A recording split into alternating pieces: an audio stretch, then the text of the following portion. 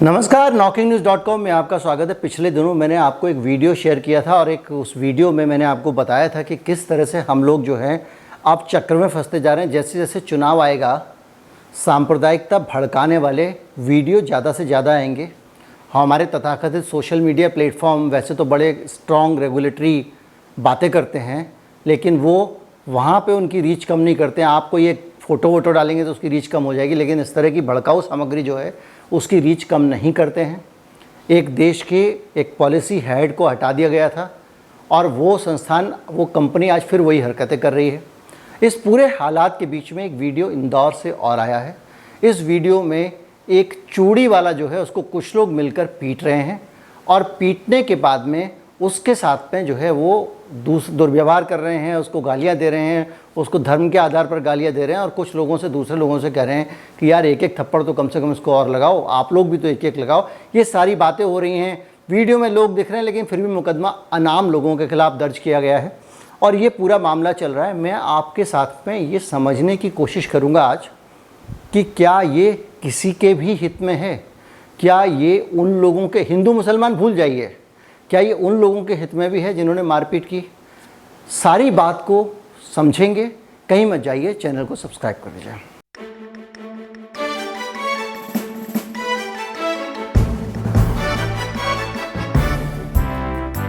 WhatsApp पे लगातार forward आते रहे हैं, हम सब ने उन फॉरवर्ड्स को देखा है। कुछ लोग जो जागरूक लोग हैं उन्होंने अपने अपने ग्रुप में उस पर टिप्पणियां भी की हैं, कुछ लोगों ने उसका विरोध भी किया है और कुछ लोगों ने उसको सही भी मान लिया है। जिसको जितना समझ आया उसने उतना किया।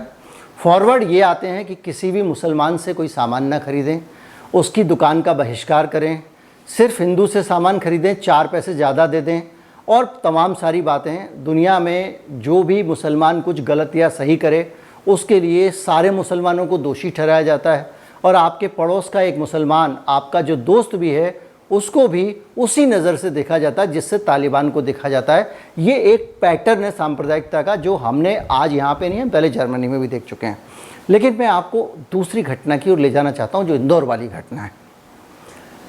आप इंदौर में चूड़ी वाले को पीटते हैं, आप जोमेटो के डिलीवरी बॉय का ऑर्डर वापस कर देते हैं और उसको बोलते हैं कि नहीं, हम आपसे नहीं लेंगे क्योंकि आपका धर्म हमें पसंद नहीं है, हम आपके धर्म के व्यक्ति से खाना नहीं लेंगे, हमारा व्रत है। इसी तरह की घटनाएं लगातार एक एक ज़्यादा करके, क्योंकि व्हाट्सएप यूनिवर्सिटी जो है उससे ज्ञान बड़ी जल्दी लोग लेते हैं और इस तरह की घटनाएं हमारे सामने सभी जगहों पर आती जा रही हैं। जब आप ये घटनाएं देखते हैं तो आप क्या सोचते हैं? मैं आपको ये बताना चाहता हूँ कि आपको क्या सोचना चाहिए और कम से कम मैं क्या सोचता हूँ। इस देश में 20 करोड़ के आसपास आबादी जो है वो मुसलमानों की है। इतनी बड़ी आबादी हमको अलग अलग मौक़ों पे, अलग अलग स्थितियों में कैटर करती है। पूजा का सामान, मंदिरों के बाहर की जो दुकानें हैं वो भी वही लगाते हैं। दिवाली, होली पे जो फुलझड़ी पटाखे आप खरीदते हैं वो भी वही बनाते हैं, मोमबत्तियाँ भी वही बनाते हैं, बहुत सारी चीज़ें वही बनाते हैं। हो सकता है आप में से कुछ मन में कह रहे होंगे हमारे हिंदू भी बना लेंगे। ठीक है, आप बना लेंगे, लेकिन एक बात बताइए कि वो लोग जिनको आप वहाँ से बेरोज़गार कर देंगे, जो आपके पड़ोस में खड़ा होकर सड़क किनारे, अब्दुल है पंचर लगाता है, चलिए यही उदाहरण ले लीजिए। मान लीजिए इस देश में मुसलमान पंचर से ऊपर का कुछ कर ही नहीं सकते हैं, ठीक है। तो अगर वो अब्दुल पंचर लगाता है, अब आपने उससे पंचर का रोजगार छीन लिया। दूसरा एक आदमी है जो सब्जी बेचता है, आपने उससे सब्जी का कारोबार छीन लिया, आपने कहा हम इससे सब्जी नहीं खरीदेंगे। धीरे धीरे करके वो बेरोजगार हो जाता है। उसके बाद क्या होगा? आप किसी भी समाजशास्त्र और किसी भी अपराध शास्त्र की किताब को उठा लीजिए, सीधे सीधे इस पर किसी भी राजनीतिक विचारधारा, चाहे वो राइटिस्ट हो चाहे वो लेफ्टिस्ट हो, भारत में हो, जर्मनी में हो, फ्रांस में हो, अमेरिका में हो या ब्रिटेन में हो, किसी भी विचारधारा के किसी भी व्यक्ति की इस पर दो ओपिनियन नहीं है, सेकंड ओपिनियन नहीं है कि जैसे ही गरीब अमीर की खाई बढ़ती है या फिर अनएम्प्लॉयमेंट बढ़ता है तो अपराध बढ़ते चले जाते हैं। लॉकडाउन के दिनों में बहुत सारी स्टडी हमारे देश की आई और हमने देखा कि किस तरह से लॉकडाउन में लोगों का रोजगार गया, तो छीना झपटी और छोटे जो पेटी क्राइम होते हैं वो बढ़ने शुरू हो गए। किस तरह से हम देख रहे हैं कि हमारे देश में बड़ी संख्या में जो फर्स्ट टाइमर हैं वो क्राइम करने वाले बाहर आने लग गए हैं और बड़ी संख्या में ऐसे लोग हैं जिन्होंने पहली बार क्राइम किया है और वो पकड़े गए हैं। मैंने एक वीडियो बनाया था कि किस तरह से दिल्ली की सड़कों पर लोअर मिडिल क्लास लोग भिखारी अचानक दिखने लगे और 60% के आसपास भिखारी नए हैं जो कि कुछ काम धंधा करते थे और लॉकडाउन में बर्बाद होकर वो भीख मांगने लग गए हैं। ये पूरी तस्वीर अगर आप देखें, पूरा सिनेरियो आप देखें, तो उस अब्दुल को और सब्ज़ी वाले को, जो आपको सब्ज़ी दे रहा है, आपको एक सेवा दे रहा है, उसके बदले में आप उसको धन देते हैं, उसको वहाँ से आप हटा के प्रेरित कर रहे हैं कि वो रात को छुपकर खड़ा हो जाए। देखिए, जब कोई रोज़गार नहीं बचेगा, ये कोई धमकी नहीं है, ये सत्य है। ये एक ऐसा सत्य है जो हर पुस्तक में लिखा है। वो किसी चौराहे पर छिप के खड़ा होगा और कोशिश करेगा आप जहाँ रहता है वहाँ से 10 किलोमीटर दूर चला जाए, और जैसे ही रात को कोई आ रहा हो उसको मैं चाकू मार दूँ या दिखा दूँ और कुछ पैसे छीन लूँ। सर्वाइव तो सबको करना है, पेट सबको भरना है। तो भाई साहब, एक पूरी इतनी बड़ी कम्युनिटी इस देश में आप क्यों ऐसी पैदा करना चाहते हैं जो कि इस तरह का कारोबार करे और अपराध की तरफ चली जाए? ये हमारे लोग हैं, हमारे देश के नागरिक हैं। इनको हमको स्थापित करना है, बेहतर बनाना है, ताकि वो इस देश के निर्माण में योगदान दें। मैंने जो आरक्षण वाला वीडियो बनाया था उसमें मैंने समझाने की कोशिश की थी कि जो भी आदमी काम धंधा करता है वो काम धंधा अपने लिए नहीं करता, वो काम धंधा देश के लिए करता है। हम उसको जो वेतन देते हैं या उसको जो पारिश्रमिक देते हैं या उसको जो मुनाफा छोटे मोटे व्यापार में देते हैं, वो मुनाफा उसके मुकाबले बहुत छोटा है जो वो देश को दे रहा होता है। जब कोई आदमी 50 रुपये का काम करता है तो उसको 5 रुपये मजूरी मिलती है। 200 रुपये के चमड़े को जब वो 2000 का जूता बना देता है तब आपको 25 रुपये, 50 रुपये, 100 रुपये उसको आप मजदूरी देते हैं। तो वो क्या कर रहा है? वो देश को कंट्रीब्यूट कर रहा है। अब आप जो उस एक ह्यूमन रिसोर्स को, एक मानव संसाधन को और एक स्किल्ड मैन पावर को जो इस देश के योगदान में भागीदार हो सकती है, उसको आप वहाँ से हटा लेना चाहते हैं, क्योंकि आपको समझ नहीं आ रहा और आपको ये समझा दिया गया है कि जो भी मुसलमान होगा धर्म से, उससे नफरत करो। देखिए, फासिज्म में खराबी क्या है और नेशनलिज्म में खराबी क्या है? इन दोनों चीज़ों में एक खराबी है, नेशनलिज्म बगैर सोचे समझे किसी देश में रहने वाले एक मासूम आदमी जिसको आप जानते भी नहीं है, मान लीजिए पाकिस्तान में कोई भी एक व्यक्ति रहता है, मैं उसे जानता भी नहीं हूँ, वो कैसा है, अच्छा है, बुरा है, लोगों की मदद कर रहा हो, गरीबों का भला कर रहा हो, मरीजों की सहायता कर रहा हो, कैसा भी आदमी हो, सच बोलता हो, बेईमानी ना करता हो, लेकिन उससे हम फिर भी नफरत करते हैं। क्यों? क्योंकि वो पाकिस्तान में रहता है।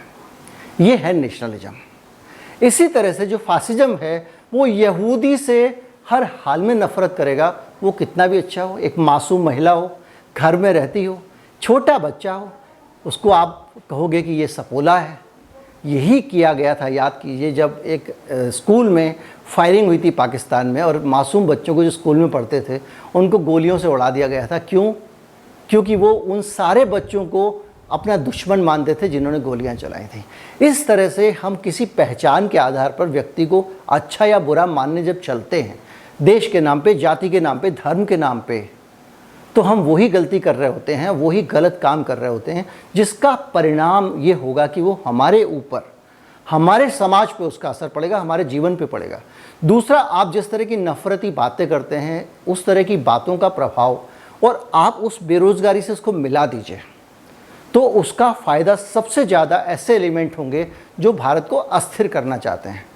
भारत की 70 साल की आज़ादी में आतंकवाद का एक बड़ा इतिहास रहा है। बड़ी संख्या में आतंकवादियों ने कश्मीर और पंजाब को तबाह किया। दिल्ली में भी धमाके हुए, दूसरी जगहों पे भी धमाके हुए। लेकिन अगर आप निचोड़ें तो गिनती पे, उंगली पे भी नहीं गिन पाएंगे इतने लोग भी भारत के रहने वाले नहीं थे जो आतंकवादी हों। इस देश में आतंकवाद को बाहर से एक्सपोर्ट किया जाता रहा है। पाकिस्तान से और दूसरी जगहों से, अफ़गानिस्तान से आतंकवादी ट्रेंड करके भारत भेजे जाते रहे हैं। कसाब की तरह के आतंकवादी वहाँ से आते हैं और हमला करते हैं। हमारे देश में रहने वाले जो हम भारतीय हैं वो कभी भी इस सब में शामिल नहीं होते हैं। लेकिन अगर एक व्यक्ति के अंदर आप मजहब की नफ़रत भरेंगे, उसको ये बार बार एहसास दिलाएंगे कि जो सारे हिंदू हैं वो तो उससे नफ़रत करते हैं, उसको बेरोज़गार कर देंगे, तो पाकिस्तान जैसे लोग और दूसरे लोग जो हैं उनके लिए बहुत आसान काम हो जाएगा कि वो एक छोटा सा लालच दें और उसको भारत विरोधी गतिविधियों में शामिल कर दें। ये बहुत आसान काम है और इसलिए इस सब से बचने की ज़रूरत है। और ये सब अब बहुत ज़्यादा होगा, क्योंकि अब क्या हो गया, चुनाव आ गया है। जब चुनाव आएगा तो और ज़्यादा इस तरह की भड़काने वाली हरकतें होंगी। इसलिए मैं आपको ये समझाना चाहता हूँ, मैं कहना चाहता हूँ कि ये गंभीर समय है, गंभीर विषय है, थोड़ा समझदारी से काम लें। सोशल मीडिया पे इस तरह की कोई भी जानकारी आए उसको सही परिप्रेक्ष्य में समझें, सही पर्सपेक्टिव में देखें।